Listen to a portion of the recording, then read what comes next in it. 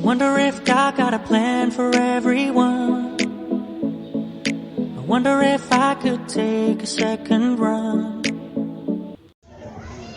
Hamjambo wapenzi wa Kristo, ninawasalimu Bwana Yesu asifiwe. Natumaini mu wazima na mko salama. Mungu amezidi kunipigania, kunilinda na kunihifadhi, kunichunga na hata kunipa muda na wakati ili mimi na wewe tukutane tena siku ya leo. Ni mapenzi ya Mungu bali si ya mwanadamu. Lakini kama vile tunavyoendelea katika channel hii kuelezana, kufundishana na pengine ni hata kujibu maswali, ndipo nikaulizwa na mwingine ama nikasikia mahali na nikatafakari na nikajifunza mengi kuhusu maua, kwamba kunayo maua hayo tunayoyaona kwamba hung'aa na upendeza na hutumika sana kwa sehemu zenye sherehe na sehemu zenye huzuni kwa ajili ya upendo wake na mavutio yake. Bali kumbe Mungu hakuiumbia ile sababu, aliumba ili iwe ni tegemeo kwa watu wengine. Ndipo katika kitabu cha waraka wa Petro 1:20, waraka wa Petro wa kwanza 1:24 inasema, maana mwili wote ni kama majani na fahari yake yote ni kama au la maua la majani, mchana hukauka na aua lake hung'auka.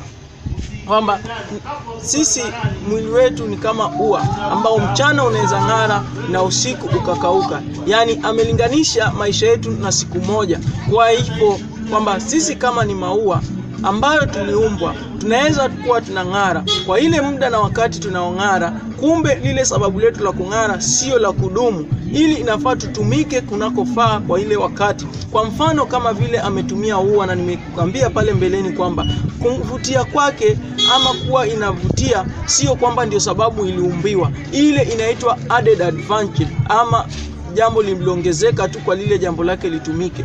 Kuvutia kwake na harufu yake itavutia wale tunaita nyuki, na kutoka pale nyuki atatengeneza asali, na kutoka kwa asali mwanadamu atapata faida, atatibika, na mwingine atatumia kama kuuza mapato, na wengine watatumia kama dawa. So hiyo ni faida moja ya ile ua. Na kama vile inavyong'aa, nasemekana wakati tunang'aa kama mwanadamu, kama ua, ni lazima sisi tuwe kama nguzo ama the stem ya mti, kwamba kunao watu lazima watatutegemea kwa ile muda na wakati tunaong'aa. Siku leo unang'aa kama kiongozi, ama siku leo unang'aa kama muimbaji, siku leo unang'aa kama mtumishi ama mchungaji ama rais. Je, kunao watu wanakutegemea? Je, kunao watu? Ndio pana Yesu anasema katika Mathayo 15 kwamba yeye ni shina tu na kunao watu watakaa branches. So wakati unaong'aa ni lazima kuwe na branches ambazo zinakutegemea, na kutokana pale branches ndio tunapata matunda.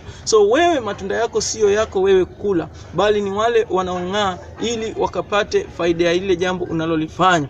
Ukiti unaong'aa, wakati wewe unang'aa ambayo ni mchana, kumbuka kutakuja na usiku. Ni wangapi utawacha mbele yako ama nyuma yako? Ndio ninapata kama kwa mfano, nikitumia mfano katika uongozi wa Afrika, unapata kiongozi wakati ameng'aa anatumia maofu kiwango ya kwamba hataki kuondoka katika mamlaka. Juzi nikiangalia nimepata kwamba Paul Biya, rais wa Cameroon, hawezi hata kujisimamia, lakini bado anawania urais.